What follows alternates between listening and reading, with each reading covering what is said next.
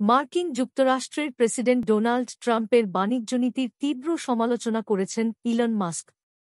বিশ্বের অন্যতম ধনী ব্যক্তি ও প্রযুক্তি উদ্যোক্তা ইলন মাস্ক এ নিয়ে কড়া মন্তব্য করেছেন। এ ঘটনার পর শুল্কনীতি নিয়ে ট্রাম্প শিবিরে গৃহদাহের ইঙ্গিত পাচ্ছেন অনেকে। যদিও বুধবার থেকেই পাল্টা শুল্ক কার্যকর শুরু করেছে যুক্তরাষ্ট্র। ফিন্যান্সিয়াল টাইমসের প্রতিবেদনে বলা হয়েছে, ইলন মাস্ক মঙ্গলবার ট্রাম্পের বাণিজ্য বিষয়ক প্রধান পরামর্শক পিটার নাভারোকে সরাসরি নির্বোধ ও অকাট মূর্খ বলে আক্রমণ করেন। নাভারো সম্প্রতি এক টেলিভিশন সাক্ষাৎকারে মাস্ককে গাড়ি সংযোজনকারী আখ্যা দেন। তিনি বলেন, মাস্ক যা কিছু করেন সবই তার নিজস্ব স্বার্থ রক্ষার জন্য। পরে কড়া ভাষায় এর প্রতিক্রিয়া জানান মাস্ক। দীর্ঘদিন ধরে বাড়তি শুল্ক আরোপের বিরোধী ইলন মাস্ক। যদিও তিনি ট্রাম্পের নির্বাচনী প্রচারণায় বিপুল অর্থ $25 মিলিয়ন বেশি দিয়েছেন এবং প্রেসিডেন্টের তথাকথিত ডিপার্টমেন্ট অব গভর্নমেন্ট এফিসিয়েন্সির ডোজ দায়িত্ব পেয়েছেন।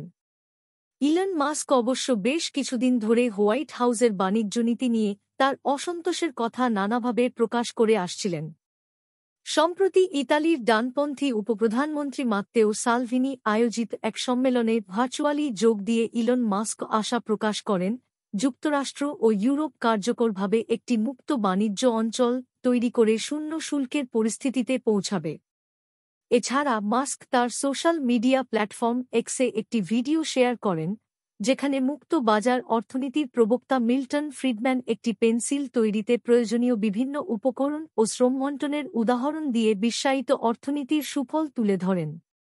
গত সোমবার মাস্কের ভাই কিম্বাল এক্সে এক পোস্টে ট্রাম্পের শুল্ককে আমেরিকান ভোক্তাদের ওপর একটি কাঠামোগত স্থায়ী কর বলে অভিহিত করেন।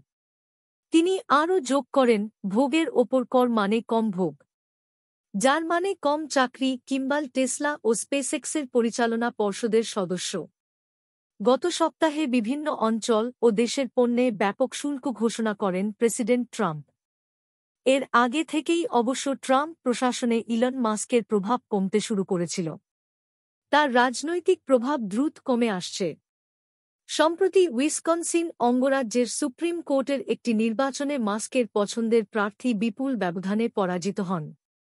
হোয়াইট হাউস গত সপ্তাহে নিশ্চিত করে, সরকারে ইলন মাস্কের ভূমিকা ডোজের কাজ শেষ হলেই কয়েক সপ্তাহের মধ্যে সমাপ্ত হতে পারে।